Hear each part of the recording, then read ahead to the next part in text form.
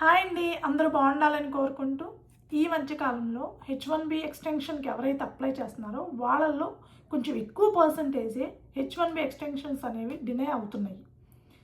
రకరకాల రీజన్స్ మనకి ఎప్పుడు వినిపించే రెగ్యులర్ రీజన్స్ కాకుండా డిఫరెంట్ రీజన్స్ వల్ల H1B ఎక్స్టెన్షన్స్ అనేది రద్దవడం జరుగుతుందన్నమాట.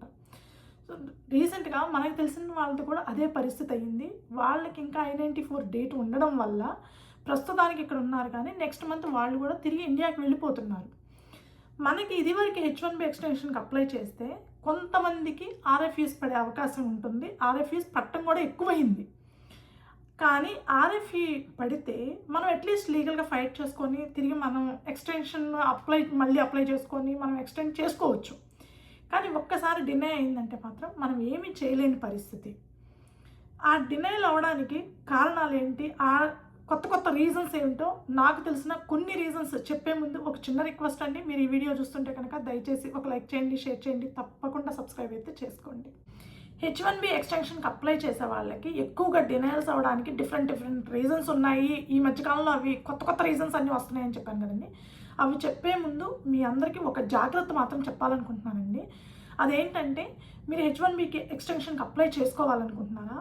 అయితే మీ I-94 మీద ఏదైతే డేట్ ఉందో ఆ డేట్కి అట్లీస్ట్ 6 months ముందు మీరు H1B ఎక్స్టెన్షన్కి అప్లై చేసుకోండి. మీరు ప్రీమియం ప్రాసెస్కి వెళ్తున్నారా లేకపోతే నార్మల్ ప్రాసెస్కి వెళ్తున్నారా అనేది పాయింటే కాదు. అట్లీస్ట్ 6 months ముందు మీరు అప్లై చేస్తే ప్రీమియం ప్రాసెస్ అయితే ఓకే, నార్మల్ ప్రాసెస్ అయినా 6 months to 8 months పడుతుంది. కాబట్టి మీకు I-94 మీద ఏదైతే డేట్ ఉందో ఆ డేట్ లోపు మీ ఎక్స్టెన్షన్ అనేది కంప్లీట్ అయ్యేటట్టు చూసుకోండి. లేదంటే ఏమవుతుందంటే అండి, అది చిన్నగా ఏముందిలే కంపెనీ వాళ్ళు చేస్తారులే, లేకపోతే ఈ నెల కాదు ఇంకో 2 నెలలు ఉందనగా ప్రీమియం ప్రాసెస్సే కదా ఏముందిలే అనే మీ థాట్ పక్కన పెట్టేసేయండి. ఇప్పుడున్న సిచ్యువేషన్లో అస్సలు మనకు సపోర్ట్గా లేవు. మీరు I-94కి అట్లీస్ట్ 6 months ముందు ప్రాసెస్ అయితే స్టార్ట్ చేసుకోండి. I-94 డేట్ ఎప్పుడైతే మీరు ఒకవేళ ఈ డేట్ లోపు I-94 డేట్ లోపు మీరు అప్లై చేసినాక డినే అయిందనుకోండి, అట్లీస్ట్ మీరు అప్లై చేసుకోవడానికి ఒక అవకాశం ఉంటుంది. అలా కాకుండా మీరు ఆ డేట్ I-94 డేట్ అయిపోయిన తర్వాత జస్ట్ ఒక 1 month ముందో లేకపోతే 10 రోజుల ముందు అప్లై చేశారు, ఓకే, I-94 డేట్ అయిపోయింది, ఆ తర్వాత 10 daysకి మీ రిజల్ట్ వచ్చింది. నార్మల్ ప్రాసెస్ అయితే ఆ తర్వాత 4 monthsకి మీ రిజల్ట్ వచ్చింది, డినే అయ్యిందని. అలాంటి సిచ్యువేషన్లో మీరు I-94 తర్వాత ఎంత పీరియడ్ అయితే అమెరికాలో ఉంటున్నారో ఆ పీరియడ్ అంతా ఇల్లీగల్ అయిపోతుంది. సో ఇల్లీగల్ అయింది అని అంటే USCIS వాళ్ళు ఎలాంటి మీ యాక్షన్ తీసుకునే హక్కు కానీ అవకాశం కానీ వాళ్ళకు ఉంది, అధికారం కానీ అన్నీ USCIS వాళ్ళకు ఉంటాయి. సో మనం అలా ఇల్లీగల్గా అమెరికాలో ఉందాము అని అంటే ఒక్కసారి ఇంక జీవితంలో మనం అమెరికా మొహం చూడలేము. అలా అందుకని చెప్పి మీరు I-94 మీద ఉన్న డేట్కి ముందే మీ H1B ఎక్స్టెన్షన్ కంప్లీట్ అయ్యేటట్టు చూసుకోండి. సో ఇప్పుడు H1B ఎక్స్టెన్షన్ డినయల్స్ గురించి మెయిన్ రీజన్స్ నాకు తెలిసిన కొన్ని రీజన్స్ చెప్తున్నానండి. అందులో మోస్ట్ ఇంపార్టెంట్ది వర్క్ లొకేషన్. వర్క్ లొకేషన్ ఏంటంటే, మీరు రిమోట్గా వర్క్ చేస్తున్నారా లేదంటే ఆఫీస్కి వెళ్తున్నారా? రిమోట్ అయితే మన హౌస్ అడ్రస్సే కదండి మనం పెట్టేది, లేదంటే ఆఫీస్కి వెళ్తుంటే ఆఫీస్ వర్క్ లొకేషన్ పెడతాము. సో LCAలో ఏదైతే మీరు లొకేషన్ మెన్షన్ చేశారో వర్క్ లొకేషను, అది మీ పేరోల్లో ఉండే లొకేషను. ఆ 2 మిస్ మ్యాచ్ అవ్వకూడదండి, 2 ఎగ్జాక్ట్గా సేమ్ ఉండాలి.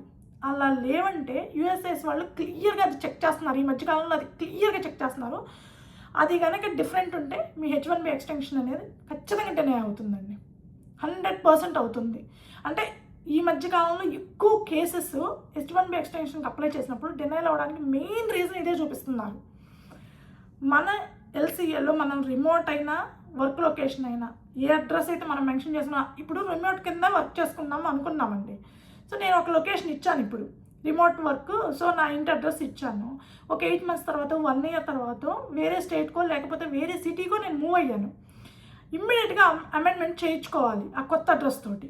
అలా చేయించుకోకుండా ఆ రిమోటే కదా ఎక్కడుంటే ఏముందిలే అని చెప్పి మనం వదిలేసామంటే అదే మన కొంప ముంచుతుందనమాట ఎక్స్టెన్షన్ టైంలో.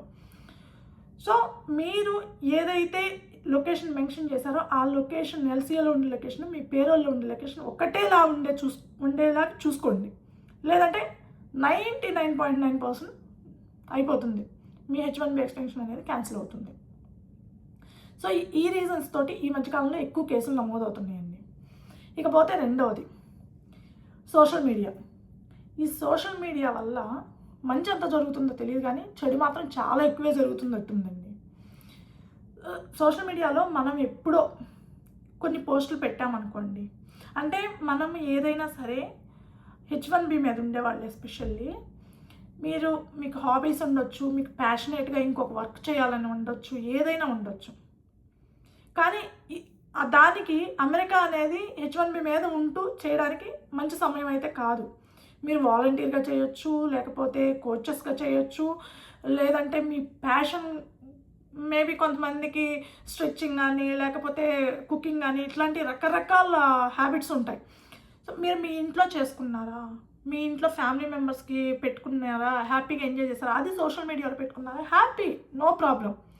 కానీ మీరు వంట చేసి ఎక్కడో రెస్టారెంట్లో సర్వ్ చేస్తున్నట్టు, లేదంటే మీకు ఒక గ్రాసరీ స్టోర్ ఉంది, దాంట్లో మీరు ఒక పార్ట్నర్, దానికి మీరు యాక్టివ్ పార్ట్నర్గా వర్క్ చేస్తున్నట్టు సాటర్డే సండే టైంలోనైనా సరే, లేదు మీకు ఏదన్నా హాబీ ఉండి మీరు ఏదైనా కోచింగ్ ఇస్తున్నా, మనం ఇండియన్స్ అంటే మ్యాథ్ కోచింగ్ ఇవన్నీ చాలా ఎక్కువ మంది ఇస్తూ ఉంటారు. సో వాలీబాల్ కోచింగ్ అని మీ ఇష్టానికి ఏదో ఒక కోచింగ్ ఇచ్చి మీరు డబ్బులు కలెక్ట్ చేస్తున్నారనుకోండి, అది సోషల్ మీడియాలో పోస్ట్గా పెట్టుకున్నారనుకోండి, అవి కూడా చెక్ చేస్తున్నారు, దానివల్ల కూడా డినైల్స్ అవుతున్నాయి. ఇకపోతే మూడవది మోస్ట్ నాకేమనిపిస్తుందంటే ఈ రీజన్ చెప్పాలన్నా కూడా ఏం చెప్పాలో అర్థం కావట్లేదు అనమాట. ఎవరైనా సరే యుఎస్సిఎస్ వాళ్ళకి మనకి ఎగనెస్ట్గా కంప్లైంట్ ఇచ్చినా కూడా కొంతమందివి చెక్ చేసి ఆ రీజన్ వల్ల కూడా డినైల్స్ అవుతున్నాయి అంటండి. అంటే ఇప్పుడు నేనున్నాను అనుకోండి, మా నైబర్కి నాకు పట్టలేదు, లేదు ఆఫీస్లో మీకు మీ కొలీగ్కి పట్టలేదు, అలాంటి చిన్నవి అయితే మేబీ ఎవడు కంప్లైంట్ ఇవ్వకపోవచ్చు. కానీ కొంచెం పెద్దవి చేస్తుంటే, ఇప్పుడు H1B మీద వర్క్ చేస్తూ ఒక కన్సల్టెన్సీ రన్ చేయడమో, లేదంటే H1B మీద ఉంటూ ఒక ఫుడ్ ట్రక్ రన్ చేయడమో, లేదా H1B మీద ఉంటూ మీరు ఏదో ఒక దాంట్లో యాక్టివ్ పార్ట్నర్ అయి ఉంటే, మీరు ఏదైనా చేసేటప్పుడు వాళ్ళ ఫోటోలు కానీ వీడియోలు కానీ తీసి విత్ ప్రూఫ్స్ తోటి యూఎస్ఏఎస్ వాళ్ళకి పంపించినా, లేదు ఇతను ఇలా చేస్తున్నాడు అని చెప్పి మీ కంప్లీట్ డీటెయిల్స్ ఇచ్చినా, అలాంటి సిచ్యువేషన్లో అంటే మనకి ఎగనెస్ట్గా ఎవరన్నా యూఎస్సిఎస్కి కంప్లైంట్ ఇచ్చినా కూడా వాళ్ళు చెక్ చేస్తున్నారు. చెక్ చేసినప్పుడు ఏదైనా కొంచెం డౌట్గా అనిపించినా కూడా H1B ఎక్స్టెన్షన్స్ అని డినైల్స్ అవుతున్నాయట. సో మీరు కొంచెం అంటే కొంచెం కాదు, చాలా జాగ్రత్తగా ఉండాలన్నమాట. ఎందుకంటే మనం అందరికీ నచ్చము, మనం అందరితోటి ఫ్రెండ్లీగా ఉండలేము, ఖచ్చితంగా చిన్న ఇష్యూస్ అయితే జరుగుతూ ఉంటాయి మనకి వేరే వాళ్ళకి.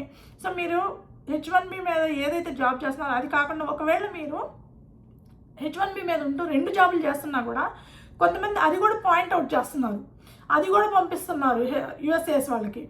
అంటే మీరు H1B మీద ఉంటూ ఎలా 2 ఫుల్ టైం జాబులు ఎలా చేస్తున్నారు అనేది పాయింట్ అవుతుంది. సో మీ ఎంప్లాయర్స్కి చెప్పారా చెప్పలేదు అవన్నీ ఎంక్వైరీ చేస్తారు కామన్గా. సో ఎట్లాగన్నా కానీ మనకి ఎగనెస్ట్గా విత్ ప్రూఫ్స్ తోటి ఎవరైనా సరే కంప్లైంట్ ఇచ్చారు అని అంటే మన H1B ఎక్స్టెన్షన్ అనేది రద్దయ్యే అవకాశం ఎక్కువగా ఉందండి. ఇకపోతే ఫోర్త్ది మోస్ట్ ఇంపార్టెంట్ థింగ్, ఎంప్లాయర్స్ దగ్గర వల్ల ఎందుకు H1B ఎక్స్టెన్షన్స్ క్యాన్సిల్ అవుతున్నాయి అంటే, మీ ఎంప్లాయర్ మీద ఎవరైనా ప్రీవియస్ ఇయర్స్లో అంటే ఒక 2 ఏళ్ల క్రితం కావచ్చు, 4 ఏళ్ల క్రితం కావచ్చు, 10 ఏళ్ల క్రితం కావచ్చు, యుఎస్ఏఎస్ కానీ డివైల్ వాళ్ళకి కానీ కంప్లైంట్స్ ఇచ్చి ఆ కేసులు రన్నింగ్లో ఉన్నా, లేదంటే ఎవరికైనా సరిగ్గా శాలరీస్ పే చేయలేదని వాళ్ళు కంప్లైంట్ ఇచ్చున్నా, లేదు డాక్యుమెంటేషన్ ఆ ఎంప్లాయర్ సైడ్ నుంచి డాక్యుమెంటేషన్ పర్ఫెక్ట్గా లేకపోయినా, మీకు పేరోల్ సరిగ్గా రన్ చేయట్లేదు, అక్కడ ఉండే ఎంప్లాయీస్కి పేరోల్ సరిగ్గా రన్ చేయట్లేదని ప్రూవ్ అయినా, ఇలాంటి చాలా సిచ్యువేషన్స్లో మీ ఎంప్లాయర్ వల్ల మీరు ఏదైతే ఎంప్లాయర్ ద్వారా H1B ఎక్స్టెన్షన్ ఫైల్ చేశారో ఆ ఎంప్లాయర్ అనేవాళ్ళు కరెక్ట్గా ఉండాలండి. వాళ్ళు బ్లాక్ మార్క్లో ఉన్నా, వాళ్ళ మీద ఏమైనా కేసులు ఉన్నా అవన్నీ మనకు తెలియదు. మన ఎంప్లాయర్ మీద ఏమేమి కేసులు ఉన్నాయని అన్నీ మనం వెళ్ళి చెక్ చేయం కదండి, సహజంగా చెక్ చేయము. సో అలాంటి కేసులు ఏదన్నా ఉన్నా, వాళ్ళ మీద ఏమైనా బ్లాక్ మార్క్స్ ఉన్నా, వీళ్ళు శాలరీ సరిగ్గా ఎవరైనా కంప్లైంట్లు ఇవ్వడం కానీ, లేదంటే మా పేరోల్స్ రన్ చేయటం లేదని కంప్లైంట్స్ ఉన్నా కానీ, లేదంటే ప్రాపర్ డాక్యుమెంటేషన్ ట్యాక్స్ ఫైలింగ్ కానీ అవన్నీ ఎంప్లాయర్ సరిగ్గా చేయట్లేదని ఉన్నా, అలాంటి సిచ్యువేషన్లో కూడా ఎంప్లాయర్ మీద బేస్ చేసుకొని H1B ఎక్స్టెన్షన్ అనేది డినైల్ అవుతున్నాయి అనమాట. అది కూడా ఈ మధ్య కాలంలో కొన్ని కేసులు నమోదైనాయండి. అంటే ఒకవేళ ఫేక్ క్లయింట్ లెటర్స్ సబ్మిట్ చేసిన ఇలాంటివి కూడా ఏవైనా సరే ఎంప్లాయర్ సైడ్ నుంచి చిన్న మిస్టేక్ ఉన్నా కూడా వాళ్ళకి ఎంత ఎఫెక్ట్ అవుతుందో తెలియదు, కానీ మీకు మాత్రం చాలా పెద్ద ఎఫెక్టే పడుతుందండి.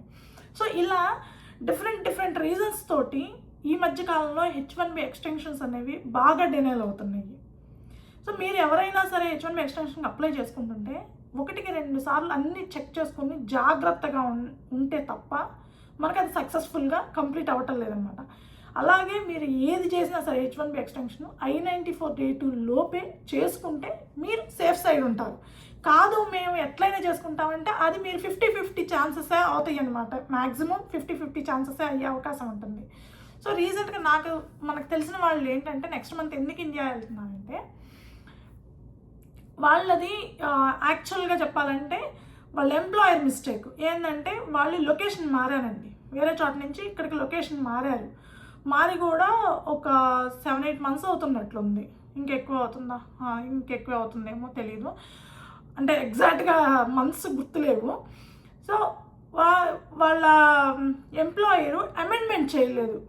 సో ఎల్సీఏకి సంబంధించి కానీ లేదంటే వర్క్ లొకేషన్కి సంబంధించి కానీ అమెండ్మెంట్ మార్చలేదన్నమాట. వర్క్ లొకేషను రిమోట్ వర్క్ అయితే ఇది వరకు ఉన్న వర్క్ లొకేషన్ తోటి కంటిన్యూ అయిపోయింది. సో ఇప్పుడు ఎక్స్టెన్షన్కి అప్లై చేసుకుంటుంటే కరెంట్ ఉన్న లొకేషన్ అడ్రస్ ఇవ్వాలి కదా.